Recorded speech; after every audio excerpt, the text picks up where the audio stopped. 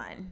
Hey everybody, it's Brand Coach Angel here. Welcome back to my YouTube mini classes where I'll be talking about entrepreneurship, coaching, consulting, branding, marketing, and everything about working and living well.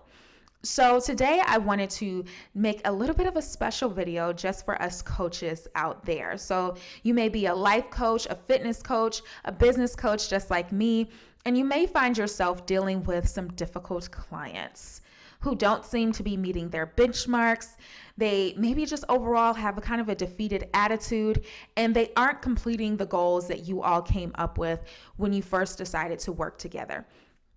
So today I wanted to give you 3 reasons that I have found in my own practice why clients aren't doing the work, and also 3 solutions that I have found to be effective. Now, in a future video, I'm going to be talking about how to avoid a lot of these types of clients in general, right? But until we get there, we're going to talk about how to deal with the ones that you may have right now. So we're going to have 3 reasons your coaching clients aren't doing the work and what to do about it. So let's dive in. When clients aren't doing the work, it can look like a number of things. First, it can look like they aren't completing your action items. So I call it action items. You may call it homework.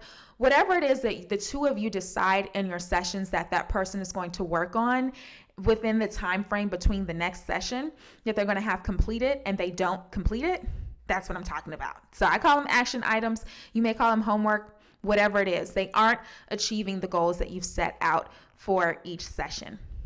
The next thing you may notice is that your client seems kind of unmotivated. So if you work with them virtually, you may see that or hear that in their demeanor when you're speaking to them over the phone or over Zoom. You see it in their facial expressions. They just don't seem active and engaged in the conversation that you're having. First of all, this sucks. These are exactly the kind of people that you don't want to work with. I know, and you learn a lot of lessons from these situations, so you don't get a lot of clients like this. Clients that are unmotivated can be especially, it doesn't feel good, so it can be demoralizing, but they're also kind of dangerous to your business because as a coach, your goal is to help people have a transformation. Okay, that is what you are about. That is why you exist, and that's why you're working with this client. And so clients who come in who are not really fit for coaching, they're most likely not going to have that transformation, and therefore you're not able to use them as an example of success, right? But then who knows, they may have an unpleasant experience that really isn't even your fault because they weren't really prepared for coaching. And also, please excuse me if you hear a dog barking. In my background, there are animals in my apartment complex, and they're loud. So please forgive that. Hopefully it's not too distracting. So the next thing you may notice with your clients is that they aren't hitting their benchmarks or their goals throughout the process. So you know, as a coach, you probably have some sort of framework that you're taking that client through, and you know that in order for them to be successful, there are going to be certain milestones or benchmarks that they need to hit each step of the way. And of course, if they aren't hitting them, they're probably, again, not going to get that transformation. And that sucks. Because again, we are here as a business to help people get a transformation. So that is one thing that you may also notice that is happening. In addition to that, you may notice that they are violating the coaching process. So what do I mean by violating the coaching process? I mean that they may be not showing up on time for sessions. They may be canceling sessions last minute. They may not come prepared to the sessions. Whatever expectations that you outlined for that client at the very beginning of the process, oftentimes as a coach, ideally, right, you want to be having client expectations that you communicate to that person as far as what is expected of them as a client of yours. And if you notice that they are violating that, that can be a very good sign that they aren't doing the work and that they are not committed to the process. So now that we've talked about what it looks like when a client is not doing the work, let's talk about some common reasons why they may not be doing it. So the first reason is they don't trust you. In a coaching relationship, trust is key. And I will tell you, it may not be that there's something in particular that you did to violate that trust. It could be something on their end, right? Sometimes it's hard to know, but it's important to have open dialogue about it to try to figure out where exactly the relationship is breaking down. But you have to understand that clients need to trust you, okay? And they have to trust your expertise, trust your knowledge, and they also have to believe truly that you care about their success, okay? When people are hiring a coach, it's a very unique experience. And so many people, it's actually very rare to just have someone that is on your side, that's going to meet with you on a regular basis and help you achieve a goal. And you can talk about your problems and they're going to help you determine solutions. It's a really rare, special process, right? That we don't get, especially as adults. People don't care about us like that once you get grown, right? They just want what their results from you, right? They want you to pay bills, they want your money, and they don't care about actually investing in you in this way. So the trust factor in a coaching relationship is so important. The next reason why clients may not be doing the work, and I find this to be a major reason, is they don't agree with what you are advising them to do. Clients must align with your recommendations emotionally and intellectually. So what do I mean by emotionally and intellectually? That means that they have to feel, emotionally means that they have to feel it. They have to feel like, you know what, that really makes sense. You know, when someone explains something to you or suggests something and it feels good in your body, right? The information is moving through you and you're like, yes, I energetically align with this. And then intellectually it has to make sense to them. In their mental process and their version of logic, this particular suggestion needs to make sense. So I find that a lot of people call themselves coaches, but they're more so consultants or people that just tell you what to do and expect you to do it. Right? And that's not exactly what coaching is. And I'm going to get into what coaching is shortly. But I want to say this. As we're having this conversation right now, I want you to think about, are you actually a coach? Are you more so a consultant? Are you more so an advisor? Something I often see, and this is something I see more so on YouTube because I'm always on YouTube watching videos, is you have like these gurus, right? And I say that in air quotes. My fingers are doing air quotes right now. But you have these relationship gurus, for example, and they may have a show and someone will call into the show and ask for advice. And before that person is barely done speaking, like that person will have said maybe at tops one sentence. And they're like explaining their situation, they're explaining their experiences, and the person who's the relationship coach or guru immediately dives in and starts telling that person what they need to do. Like the person didn't even get to finish explaining themselves. And this coach, in air quotes again, is telling them, no, you need to do this. You need to do that. You need to do this. You need to do that.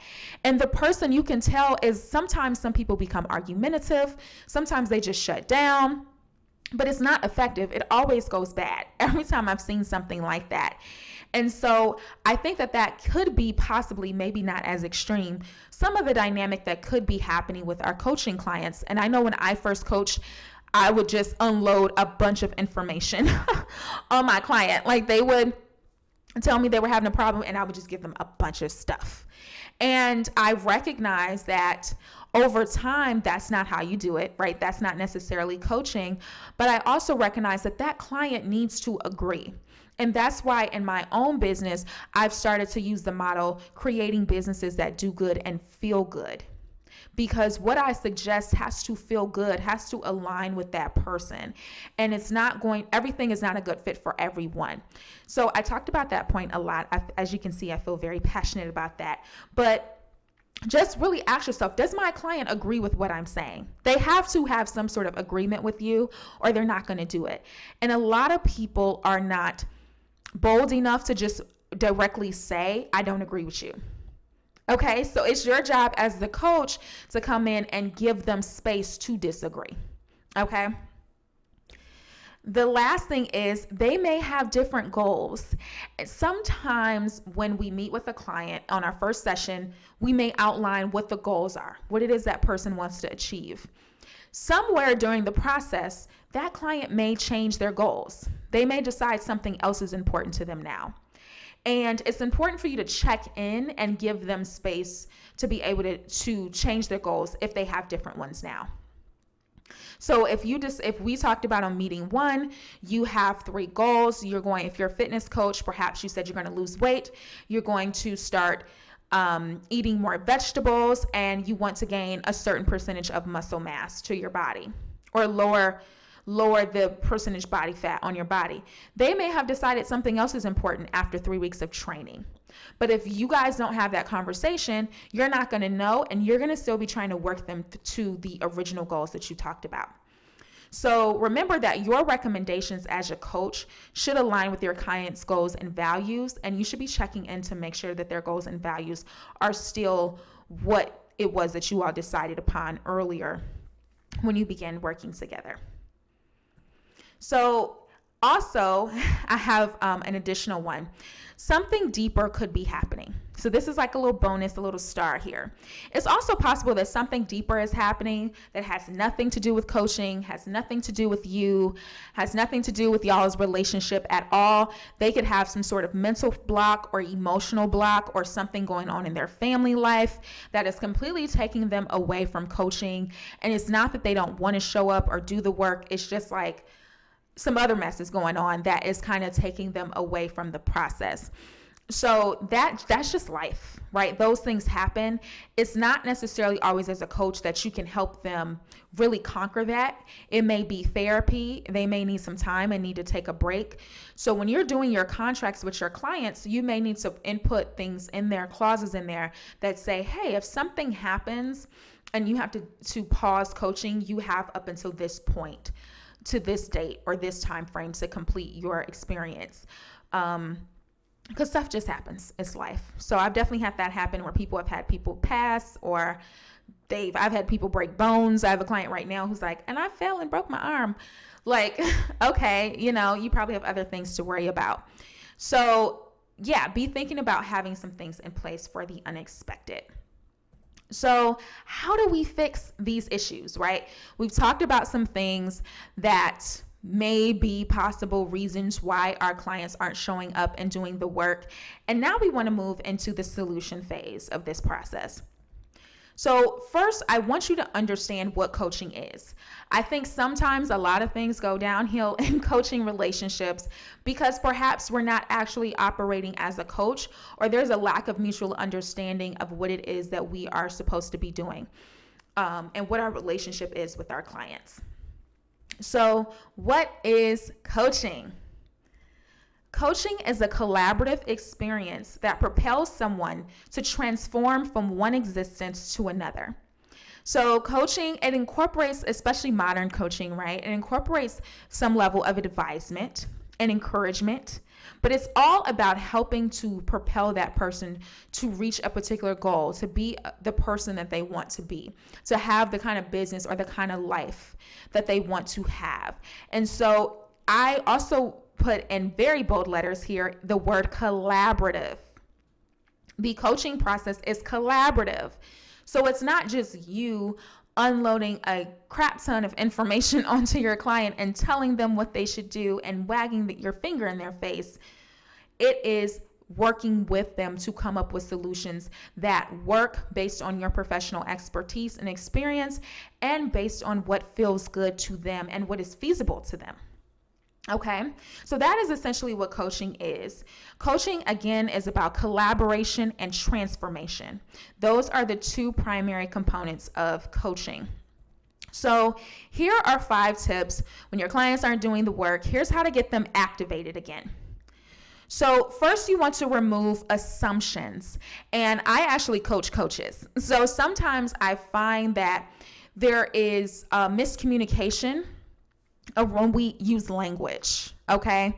So oftentimes we have an understanding of what we think our clients mean, and they may have an understanding of what they think they're trying to say, but there could be something that is lost in translation.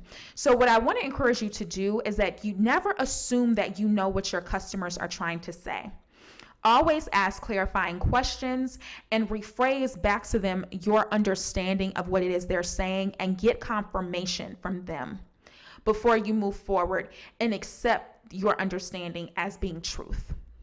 And so going back to my earlier reference of those crazy relationship gurus who are just attacking people and shoving all of this information down people's throats, some of it is very awful advice also. But the thing about that is it's not collaborative, but they're also making assumptions. They're making assumptions about what they think that client is even about to say. Like, you don't know what someone is going to say.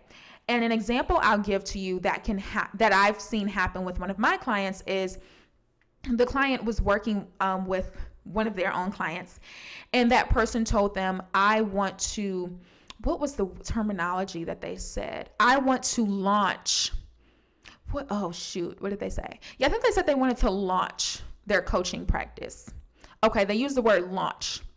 And so that coach, of course, when you think of launch, right, if you're a branding person, a business coaching person, the terminology of the word launch means that you're going to put together some sort of campaign to inform and enroll people into a program. So you're thinking like a heavy marketing push. That's what you're thinking from a business perspective. Now, this person is not business savvy, right? So when they use the term launch, what they essentially meant was announcement. I want to make an announcement and just let people know that I'm a coach now, or I have this new business. And so it took some time and some conversation for this coach, my client, to realize, when they said launch, they were using the terminology not in the way that I would think of it, right? I'm not going to even say it's incorrect per se, but they didn't mean they want to do a big launch campaign. So when she's giving that client advisement, she's like, yeah, you need to be on social media. You need to do this. You need to have emails. You need to have that. And the person's overwhelmed. So they're like, wait a minute, what? And so eventually it's like, oh no, this person just wants to, send out an email, put up a post and just let everyone know, hey guys, I got this new thing going on. So it's important to ask clarifying questions right away. I've even had clients, I do some pro bono coaching, and I had a client who told me they were starting a marketing business. So I'm asking them, and again, I ask questions. Just because you say marketing business, I don't know what that means, okay? And I'm speaking to them, and I recognize they're not starting a marketing business. They're starting like something else that's not necessarily marketing. And so I had to explain to this person, hey, the terminology you're using is not necessarily correct. That is not marketing, what you're saying. They wanted to do like client referral, I think. So I said, what you're doing is client referral, but it's not marketing. You're not marketing people's businesses. You're just sending them client referrals. That's something else, So they didn't know that. They were just using the terminology, and they had probably been going around telling people they were going to do marketing for their business. It was completely not what they were doing. So I say all that to say, ask questions, y'all. Make sure you understand correctly what people are telling you. The next thing is encouraging clients to push back. So if you give a client a recommendation or an idea, for me as a business coach, I do that. There's a lot of brainstorming and ideating that happens in my sessions with clients. And so I may give them a thought, an idea, and I always ask, what do you think about that? How does that feel to you? Does that seem like something that is feasible? And I may rephrase it a couple of times if I feel like they're not giving me information, because again, it's about building a business that does good and feels good. So if I provide them a suggestion or an idea and they don't agree with it, again, they're not going to do it. So, and most people don't want to be rude. They don't want to directly say, no, I don't like that. No, I don't want to do that. They're going to say, oh, okay. Yeah, that sounds, And then next week they haven't done it. So it's kind of up to you. It's unfortunate because as people, there's so many elements of human behavior that teach us not to be honest. Okay, there's so many things that teach us. A lot of times, a big aspect of politeness is not telling the truth. So it's hard to have those honest conversations. And you as a coach sometimes have to go out of your way to make sure that you're creating that environment. So encourage pushback. Encourage them to say no. So at least you know where they are and you can come up with a solution together that works for them and collaborate. The next thing, of course, is encouraging clients to ask questions. So you're encouraging them to push back, but you're also encouraging them to ask questions because you may be telling them, and I find that this happens even now when I'm coaching people, is I tell them to do something or I make an advisement to them and they don't really understand what I'm saying. Like they don't understand. And when it comes to what I do, because I do business coaching and I work with a clientele that is oftentimes transitioning from employee to entrepreneur, a lot of times the language is different. It's simply different. And so just like that example I gave with the word launch, that whatever they associate with that word may not be what I'm associating with it when I'm speaking about it to them. So a lot of times there's a learning curve in language. There's a learning curve in ideas and mindset and ways to think about things. So I always try to do my best to make sure I encourage clients to ask questions. Some of them are more will do that naturally. A lot won't. So it can be challenging. You have to really dig and make sure, like, do you understand what I am saying? Do you have questions about it? And possibly even getting them to rephrase back to you what it is you are saying to make sure that they have a clear understanding of it. And the last thing is go deep and tell the truth. So what I mean by go deep is when you are coaching, again, we talk about politeness. And a big element of politeness is not telling the truth. It's not going beyond the surface because we want to keep things light and pleasant. And coaching is not necessarily something that has to be pleasant. It should not be viscerally uncomfortable for somebody, right? Like, no, that's not the experience you should be creating. However, it should be challenging.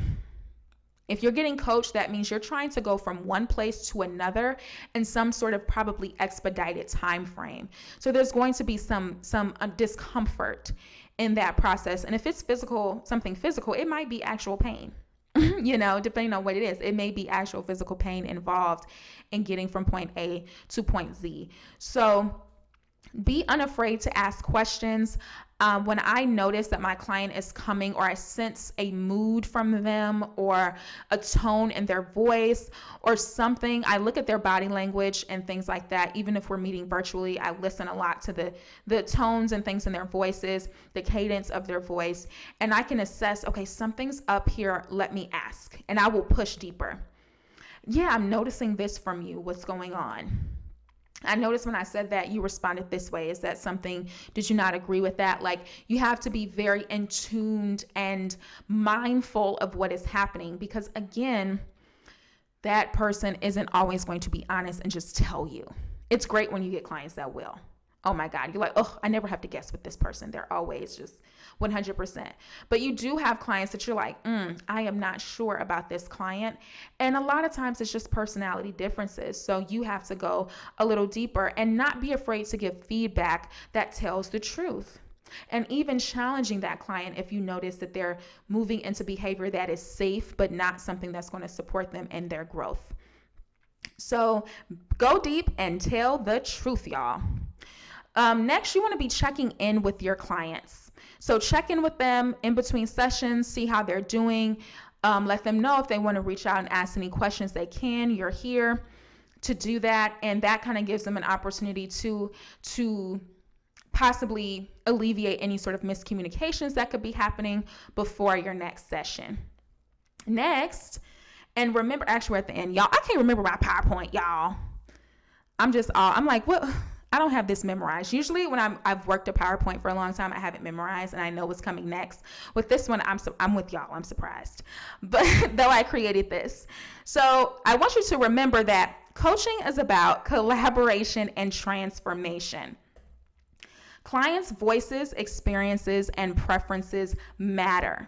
Them being able to feel like they're being heard, that you're going out of your way to try to help them achieve their goals, but also do it in a way that is in alignment with them, not just in alignment with you, but in alignment with them and their lifestyle and their mindset and how they think. That goes a long way with your ability to help them achieve their transformation. And I want to encourage you to comment below. What tips did you find most helpful from this little mini class? What tips would you add if you're a coach and you have found other things to be effective? And just overall, what do you think are some other reasons why clients may not be showing up and doing the work? And share your experiences, your thoughts. Let's definitely have conversations in the comment section about this. This is our time as coaches to vent a little bit because we go through a lot and this is tough work that we do, but also very rewarding. I also want to invite you to follow me on Instagram. I have a lot of fun over there. I share really great information and I think you'll like it. Just come over, let's hang out. So go ahead and follow me at Brand Coach Angel. I just realized that I cropped this picture in such a fashion to where you can't even see my handle name. Like, don't you hate when you do stuff like that? It's just like, what? I'm asking to follow me. I think if you type in Angel Mills, you can find me anyway too. Whatever. Oh my God. But anyway, it's Brand Coach Angel, just like my YouTube channel. So it's not hard to find. So follow me on Instagram. I'll probably also link it in the description box. And I want to also offer some of my help. So if you want more help activating your coaching clients, I do coach coaches. Typically the coaches I work with are people who are already working with clients and are looking to, maybe they're having a little bit of issues of scaling up their clientele or just really getting results for their clients. And you want some support with that. I'm definitely here for you, so I can help. So go ahead and complete the coaching interest form linked below. I'll probably link it in the first comment as well as the description box. So you can check that out, give me a little information about yourself, and I'll reach back out to you and we can set up some time to talk and get to know each other better and see if there's some ways that I can support you. And I'm also, if you go ahead and fill out a coaching interest form, I'm going to I can't talk. Okay, I'm going to send you a cool freebie in your inbox. It's going to be really fun. So go ahead and fill that out and then check your email and you'll be getting a little gift from me. So I want to thank you so much for checking out this YouTube mini class. I hope you got some good gems. Thanks for working with me, y'all. There's no room for perfection here, so sometimes I mess up. So thank you for forgiving me, extending me grace, and spending some time with Brand Coach Angel. So have a good rest of your day. Maybe you'll be checking out some more videos, so I'll see you soon, and good luck. Mwah.